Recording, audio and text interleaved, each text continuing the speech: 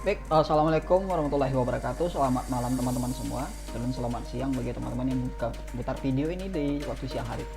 Dan kali ini saya akan coba menjelaskan uh, uh, bagaimana langkah-langkah membuat atau memproduksi API dari sebuah SQL database sehingga bisa kita akses dari sisi backend-nya. Nah, kali ini saya memproduksi API ini dari bahasa pemrograman C# menggunakan aplikasi Microsoft Visual Studio 2019. Baik, silakan buka project baru. Teman-teman buka project baru. Di sini teman-teman coba cari template web API. Web API, oke. Di sini ada banyak template yang disuguhkan kepada kita. Kita bisa pilih ASP.NET Core Web API. Kali kita akan menggunakan template ini untuk konsep API-nya yang kita buat. Baik, telah pilih .NET Core Web API, klik next. Nah, silakan teman-teman buat nama projectnya apa. Misal mahasiswa API. Nah, silakan tentukan lokasi tempat folder yang akan kita project kita akan lokasi tempat project kita akan simpan. Baik, kita buat project baru, misal API 4. Oke, pilih folder. Setelah itu klik next.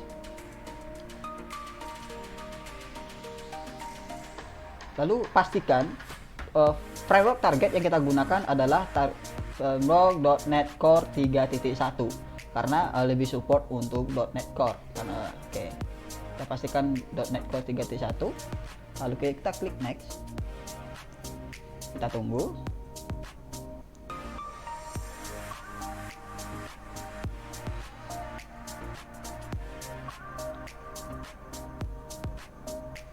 Oke, kita berhasil membuat project mahasiswa API. Nah, perlu teman-teman perhatikan, di sini kita dapat melihat ada beberapa folder secara otomatis dan file secara otomatis yang disuguhkan kepada kita saat kita menggunakan template web .NET Core Web API tersebut. Nah, di sini kita akan melakukan konfigurasi koneksi dengan Microsoft SQL Server. Nah, kita coba klik app-setting.json, tambahkan file connection string. Di sini kita akan coba menambahkan objek API dependensinya, server. Nah, server ini akan disesuaikan dengan server name MySQL server kita. Sini saya menggunakan localhost ya. Kita gunakan localhost, maka di sini namanya localhost. Setelah itu kita deklarasikan nama database. Oke, kita mau bikin database apa? Nanti secara otomatis saat melakukan migrasi dia akan membuat database tersebut. Contoh DB MHS ya, API. Oke, ini database yang akan kita buat di Microsoft SQL. Nanti saat migrasi secara otomatis akan terbuat. Setelah itu user ID. Biasanya kalau di SQL atau di MySQL ini namanya username ya. Biasanya menggunakan root atau apa. Nah, di sini user ID-nya di Microsoft SQL kita dapat dia di sini di bagian security. Kita lihat login. Di sini ada SA ya. Oke. Nah, kita masukkan user ID-nya adalah SA. Nah, lalu kita setting passwordnya. Password. Nah, perlu diperhatikan password ini disetting sebelum MySQL ini digunakan ya. Coba kita ulang login, kita tutup atau kita coba login ulang, tapi gunakan loginnya secara default. Nah, sebelumnya pasti tentunya teman-teman masih login menggunakan metode Windows autentifikasi tanpa menggunakan username dan password ya. Saat kita login menggunakan Windows autentifikasi ini, kita setting security-nya. Security untuk user yang akan kita gunakan, yaitu user SA. Klik kanan properties ya. Nah, coba teman-teman ganti passwordnya, misal 123456778 123456778. Oke. Lalu teman-teman konfigurasi juga localhost server propertinya. Di server property kita aktifkan security server autentikasi masuknya. Bagian keamanan, bagaimana kita cara masuk ke MySQL-nya. Di sini sebelumnya teman-teman masih menemukan Windows Authentication Mode. Nah, sekarang kita coba centang yang SQL server ini, sehingga SQL server server ini bisa kita akses menggunakan metode SQL server autentifikasi. Oke, klik OK. Nah, konfigurasi ini akan berhasil diterapkan apabila kita sudah merestart ya Windows R. Kita merestart service dari MySQL ini. Oke. Di sini coba kita cari SQL ya. Di sini ada dua ya. Pertama kita coba restart MySQL server ya, kita restart. Oke, yes.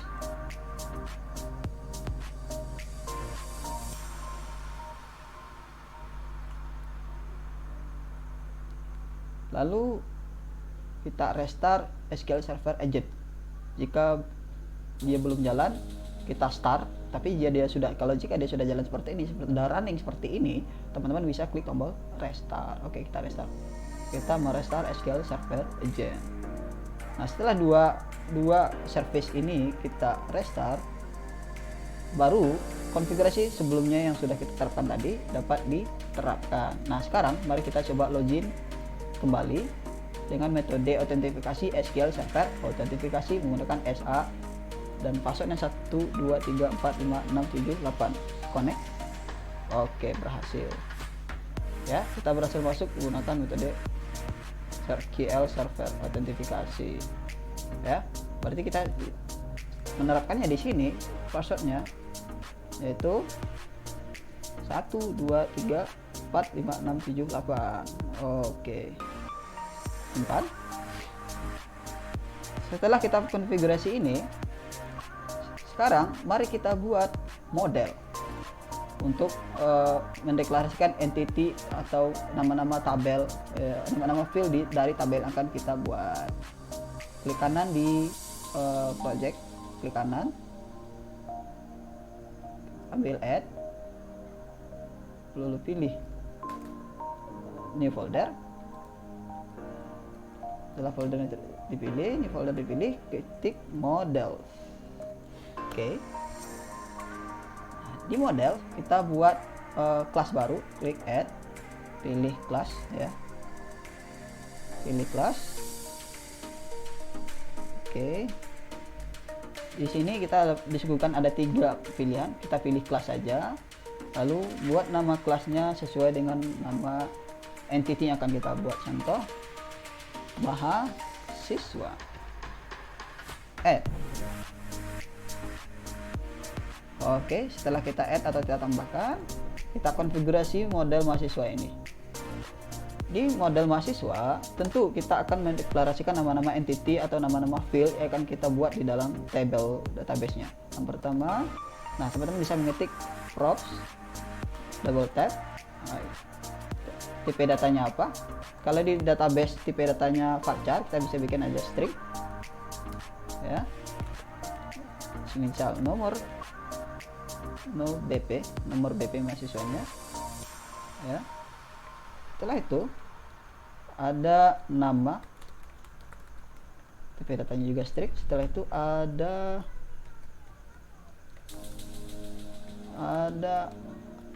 alamat. Oke. Setelah itu ada nomor HP. Setelah itu ada jenis kelamin. Nah, jenis kelamin biasanya kita disuguhkan ada 2 pilihan, yaitu laki-laki atau perempuan, male atau female. Ya, kita bikin sebuah function di luar kelas ini, public, untuk membuat tipe data enum ya, enum jenis kelamin ya. Kita bikin objek yang berisi jenis kelamin yang pertama male atau pria sama wanita. Oke. Nah, objek enum ini kita gunakan sebagai tipe data dari jenis kelamin tadi. Oke teman-teman. Nah, kita sudah berhasil membuat ada 1, 2, 3, 4, 5 entity. Nah, tentu dari entity ini kita tentukan primary key-nya. Kita cukup deklarasikan dengan objek key seperti ini. Lalu tahan kontrol titik. Oke. Using system component data annotation, atau teman-teman dapat klik di ikon lampu, klik using system component model data annotation. Nah, kenapa kita menggunakan anotasi ini?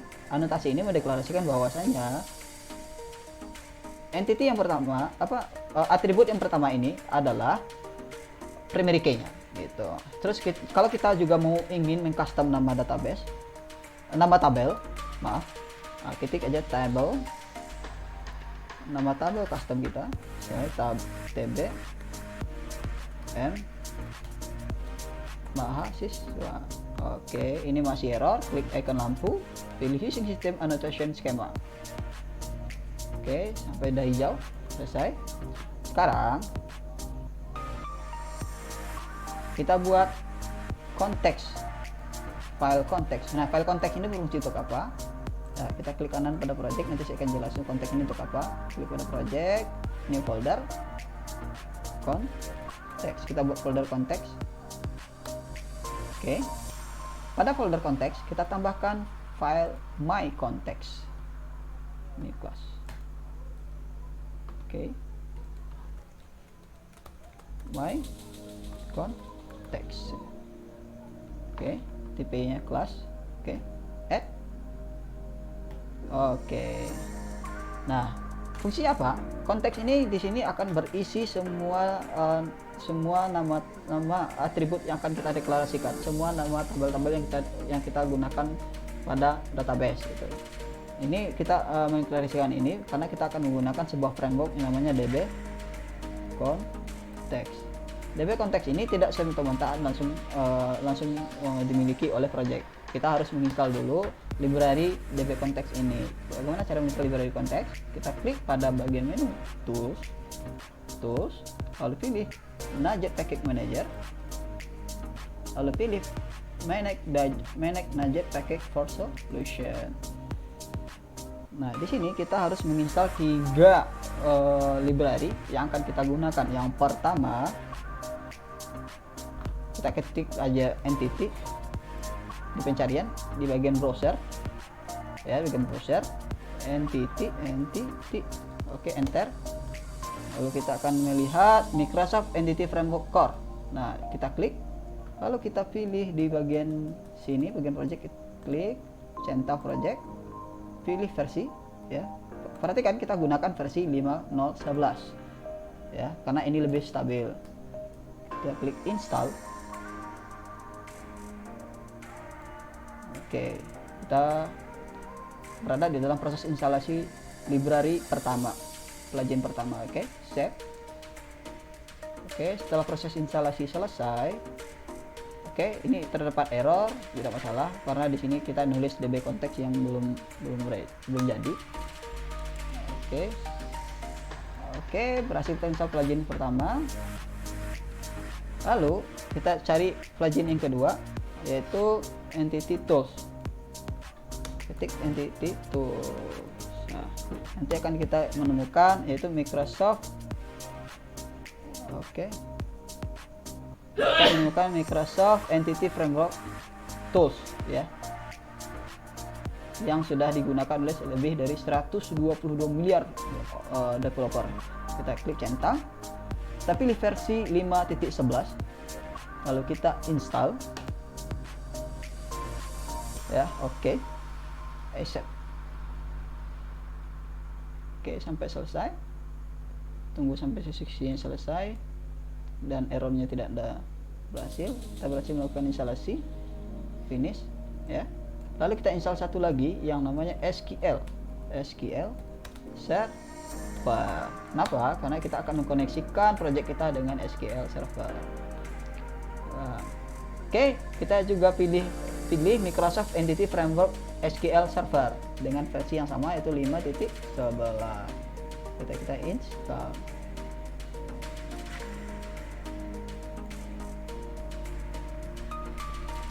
Oke, bisa berhasil. Proses instalasi berlangsung dan selesai. Oke teman-teman, setelah instalasi selesai, finish, kita masuk ke project kembali, ke konteks lagi. Pada file konteks ini kita panggil lagi yang namanya db konteks. Oke. Namun di sini masih terdapat merah atau error karena kita belum memanggil library yang kita install tadi. Kita klik pada ikon lampu, kita using Microsoft Entity Framework, kita klik ini. Oke, secara otomatis ditambahkan di atas. Oke. Lalu kita bikin sebuah konstruktor. Oke. Kita buat sebuah konstruktor myContext ini. myContext ini untuk mendeklarasikan DB konteksnya. DB context. Kita pilih DB context option. Oke. DB context option, lalu kita panggil nama model yang kita buat tadi, model mahasiswa. Oke. Ini masih merah, kita klik pada lampu using mahasiswa model. Oke, biar modelnya dipanggil di atas. Oke, setelah itu ini masih merah karena belum selesai. Lalu kita buat di sini options. Oops, maaf, saya lupa. Kita lihat referensi. Konteks. Oke, tidak pakai kurung ya, tidak pakai kurung di sini. Option, lalu di luarnya kita tulis base titik 2 base, buka kurung, maaf. Oke, di sini option spasi, pakai spasi titik 2 spasi base, buka kurung, option. Oke, masih error. Kita lihat referensi. Oke, siap, fix. Ini kenapa masih merah? Karena kita tinggal menambahkan kurung rawa. Oops, maaf. Kita ulang lagi. Di sini yang kita panggil itu bukan nama model ya.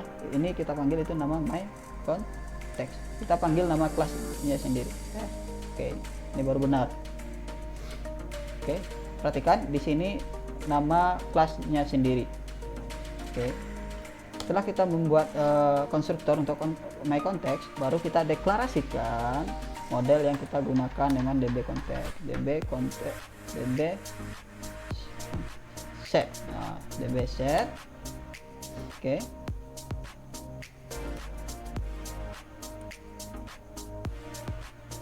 Oke, DB set nama model mahasiswa. Oke, mahasiswa. Terus dengan nama aliasnya mahasiswa.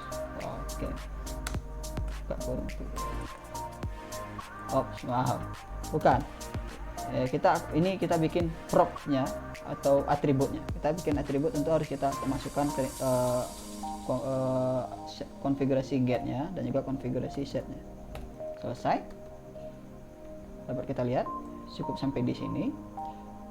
Yang kedua, sekarang teman-teman coba konfigurasi ya. Coba lihat kita urutannya bentar ya. Setelah kita membuat model, setelah kita install plugin, kita buat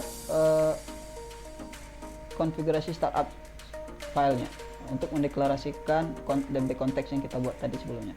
Jadi konteks ini kita akan panggil di file startup.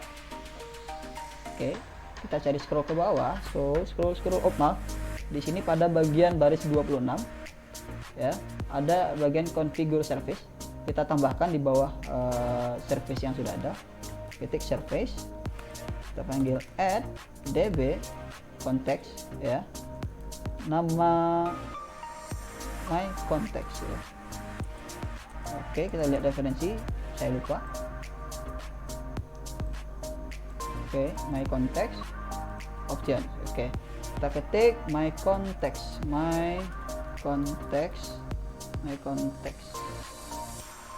Oke, masih merah. Kenapa? Karena kita belum using.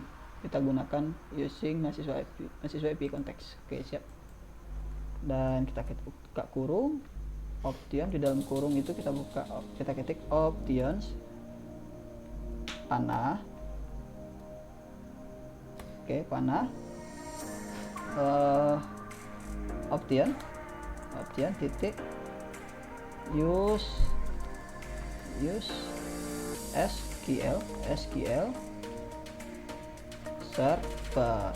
Di dalam SQL server kita masukkan perintah configuration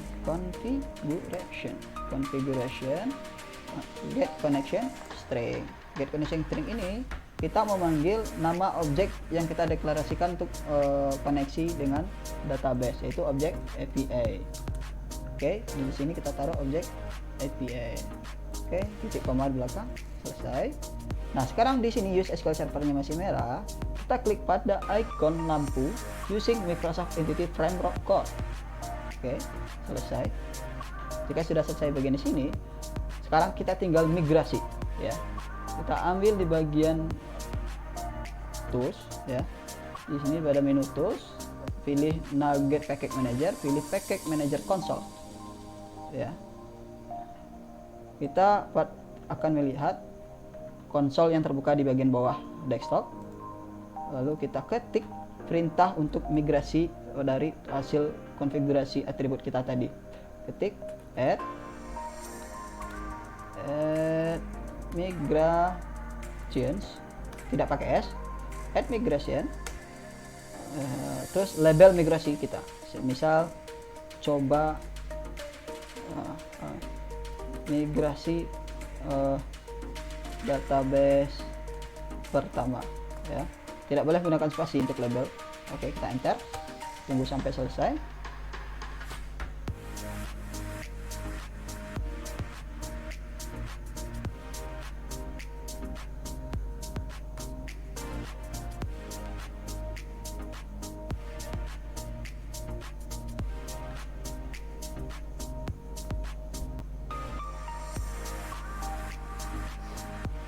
Oke, kita tunggu sampai selesai, semoga tidak ada error.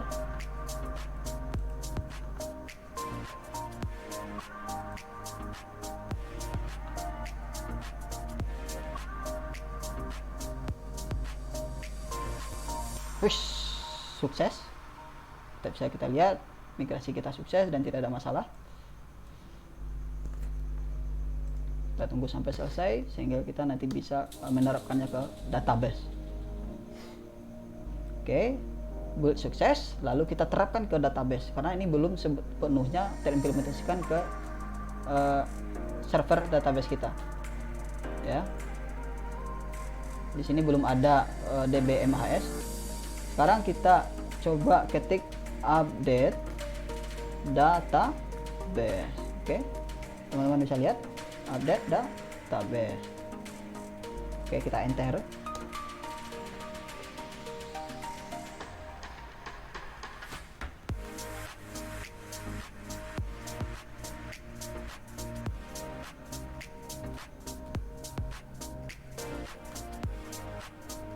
Kita tunggu, semoga tidak ada terjadi apa-apa.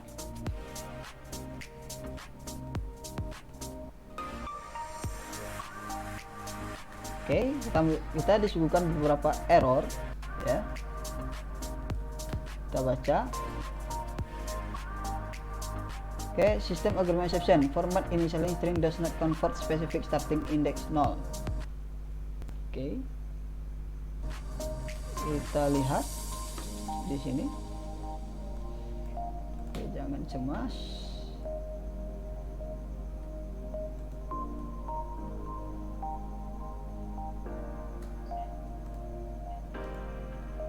Lihat model.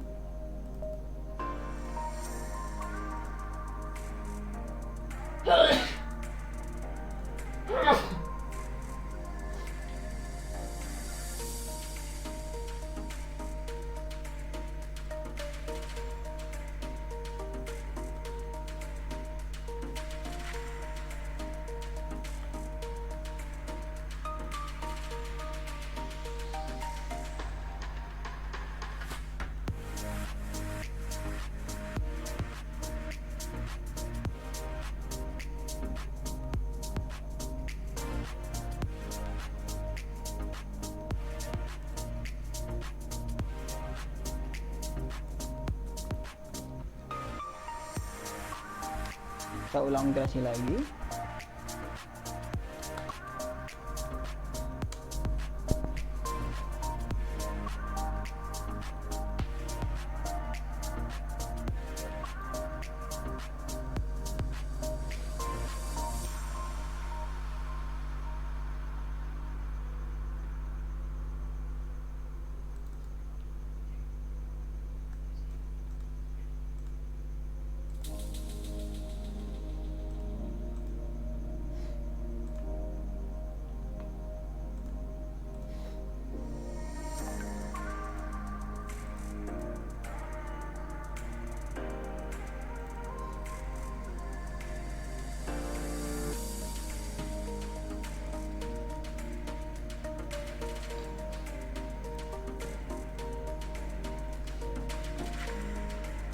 Oke, di sini kita dapat lihat format penulisan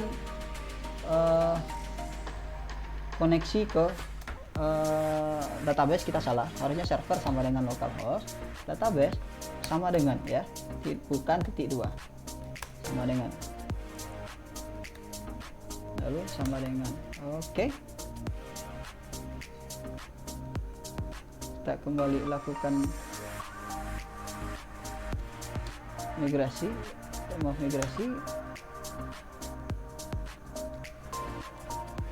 yang sebelumnya yang salah kita hapus, lalu kita buat lagi.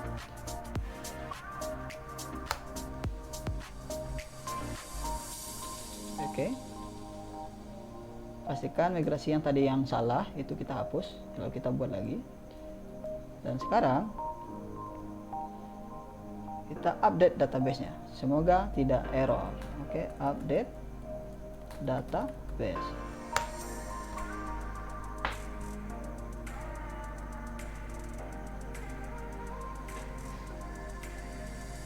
Oke, dan dapat kita cek di sini. Di sini kita lihat, kita klik database yang kita pakai, server yang kita pakai, kita klik refresh. Oke, kita coba koneksi ulang. 1 2 3 4 5 6 7 8.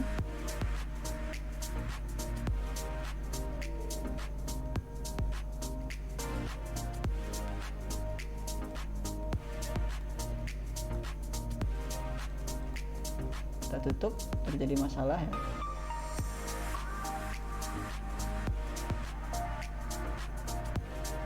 Kita buka lagi.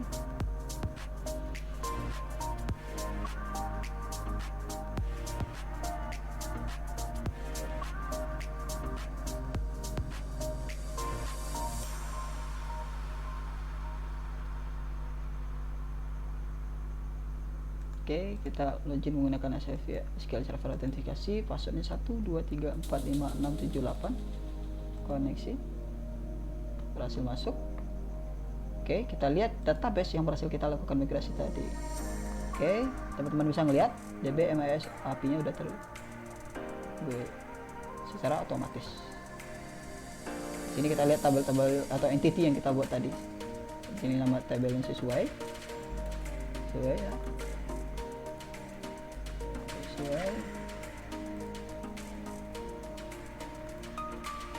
Coba lihat model, nama tabelnya TBM mahasiswa sama, entity-nya kita lihat juga sama ya. Oke, relate. Oke, berhasil. Migrasi database sudah berhasil. Sekarang bagaimana cara mengakses isi dari database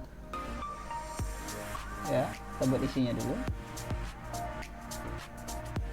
ya. Kita klik kanan, edit top 200 row untuk mengisi data.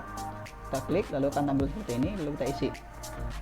Contoh 17.2001, nama mahasiswa misalnya Rahmat, Ranur, alamat Padang ya, nomor HP 083182, jenis kelamin 0, karena tipe datanya 0 dan 1 tadi ya.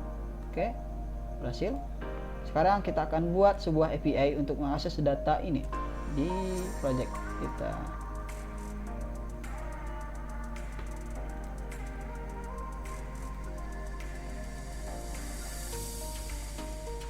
Oke teman-teman, kita buat Selanjutnya kita buat sebuah repository.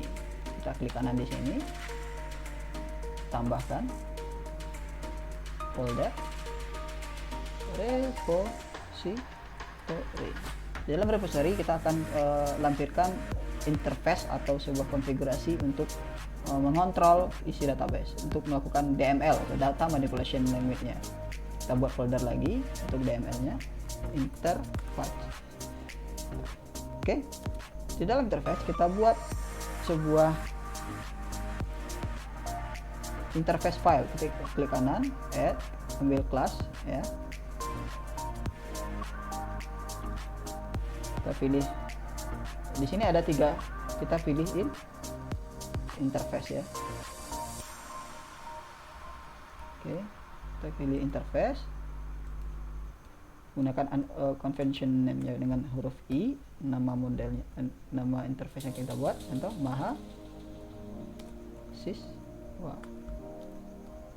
mahasiswa repository. Oke, add. Nah, pada repository ini kita akan membuat beberapa anotasi penulisan untuk mendeklarasikan DML yang akan kita gunakan. Oke, coba kita lihat referensi.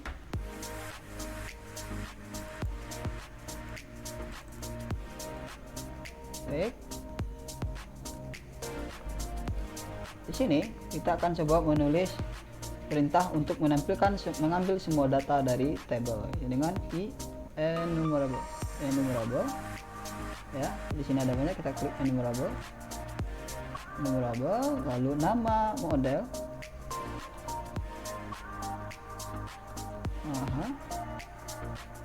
siswa, get ya. Kita akan menemukan sebuah error merah, kita klik di roda lampu using API model. Oke, fix. Selanjutnya kita buat perintah untuk mengambil data berdasarkan primary key. Mahasiswa spasi get, G-nya besar, primary key-nya no BP. Oke, lanjut kita akan membuat sebuah anotasi perintah untuk anotasi interface untuk insert data. Tentu akan kita memasukkan semua data dari objek model mahasiswa. Kita ketik mahasiswa, panggil nama objek mahasiswa, lalu alias, lalu kita bikin update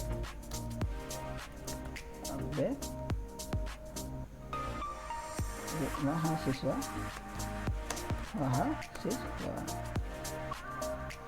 Lalu untuk delete kita cukup mengambil nilai dari primary key, delete, dengan mendeklarasikan parameternya dengan sebuah parameter primary key-nya yaitu nomor BP. Kenapa? Karena kita tidak butuh data yang lain selain primary key untuk menghapus data. Oke, pembuatan interface selesai. Interface ini akan digunakan sebagai referensi pembuatan repository. Nah, baru kita buatlah sebuah file repository dari hasil dari interface yang kita gunakan. Klik kanan pada repository. Oke, tambah new folder. Oh, maaf, bukan new folder, ini file. Hapus kembali. Kita bikin klik kanan, tambah kelas baru. Ya, kita bikin kelas baru dengan tipenya kelas. Kita bikin mahasiswa repository, R-nya besar, repository. Oke, enter. Nah, repository mahasiswa ini mengambil nilai turunan dari interface yang kita buat tadi, i mahasiswa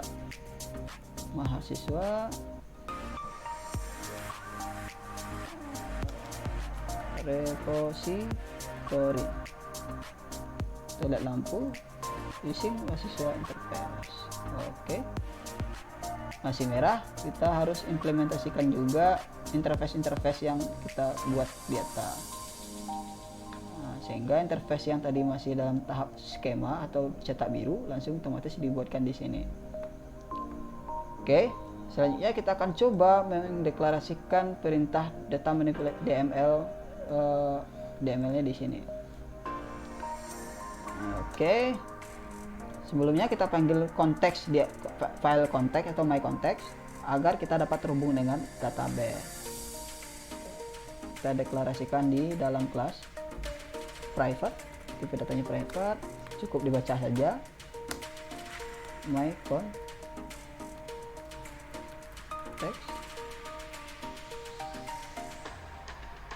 nama alias my context.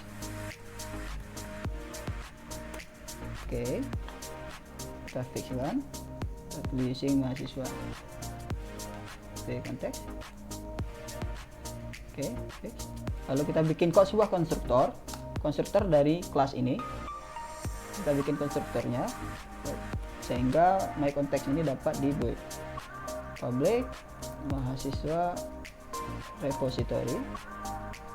Isi konstruktornya adalah my context ya, my context. Nah, di dalam konstruktor ini kita membuat sebuah perintah anotasi untuk membuat atau deklarasikan my context-nya. My context sama dengan, kita ambil dari sini ya, nama ini masuk ke sini, my context. Oke, fix teman-teman. Setelah my context ini berhasil kita deklarasikan di atas di konstruktor dan sebagai variabel, kita akan membuat anotasi perintah untuk mereturn hasil data dari database. Return my context, kita panggil nama objeknya, lalu kita panggil nama entity yang kita gunakan di file my context. Di file my context di sini ada mahasiswa ya. Lalu kita tulis mahasiswa, lalu kita convert dia ke dalam bentuk list. Oke, fix, selesai ya. Setelah selesai, kita akan buat controller ya. Di sini sudah ada control builder for resource controller. Sekarang kita buat controller untuk mahasiswa ya. Di sini kita klik kanan di folder controller, klik kanan, add, pilih controller ya. Di sini ada banyak controller, kita pilih API controller, pilih API controller empty. Oke. Lalu kita buat namanya yaitu mahasiswa controller. Oke. Lalu kita tambahkan. Oke. Di dalam mahasiswa controller kita panggil repository yang berhasil kita buat tadi untuk dapat kita akses sebagai API. Nah, kita buat di dalam kelas private read only mahasiswa repository. Oke. Mahasiswa repository. Oke, teman-teman. Kita perbaiki, kita panggil mahasiswa repository using ya. Berhasil. Lalu kita bikin konstruktor lagi, sebuah konstruktor untuk kelas ini agar variabel ini ada isinya gitu. Public mahasiswa controller ya, buka kurung. Di sini kita panggil objek mahasiswa repository dengan alias mahasiswa repository. Lalu kita juga isi this mahasiswa repository sama dengan mahasiswa repository. Oke teman-teman, sampai sini kita lihat sudah. Sekarang baru kita buat sebuah function get action API get.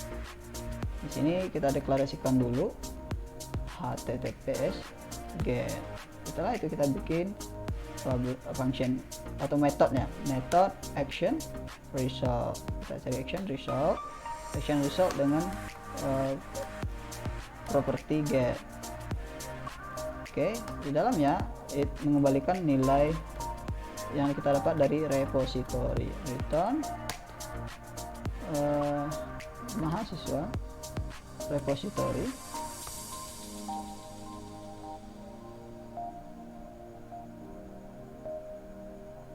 Oke, maaf, kita buat sebuah function dulu. Mahasiswa repository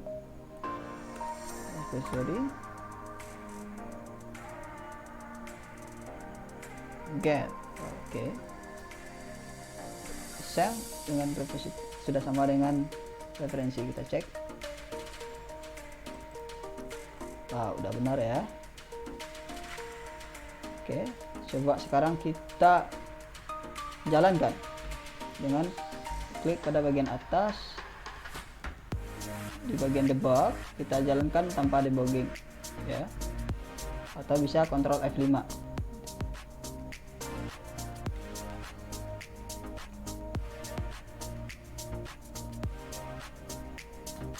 Di sini ada warning potential security risk ahead karena tipenya HTTPS ya. Kita klik advance, lalu true, terima, accept the risk continue.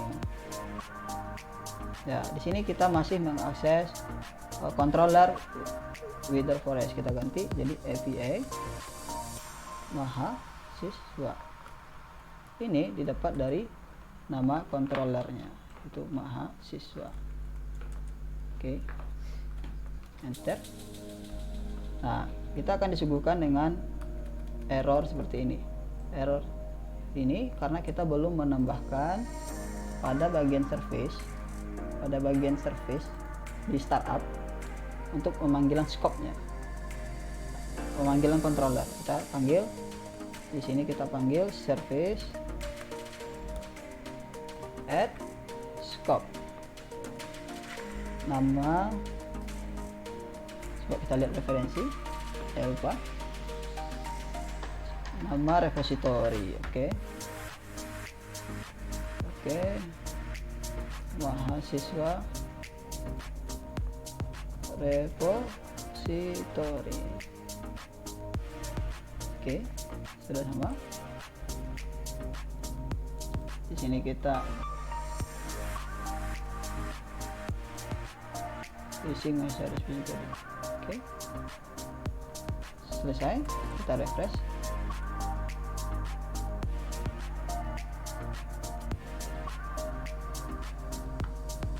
Berhasil ya teman-teman. Oke, terima kasih. Selamat malam, selamat mengerjakan project ya teman-teman.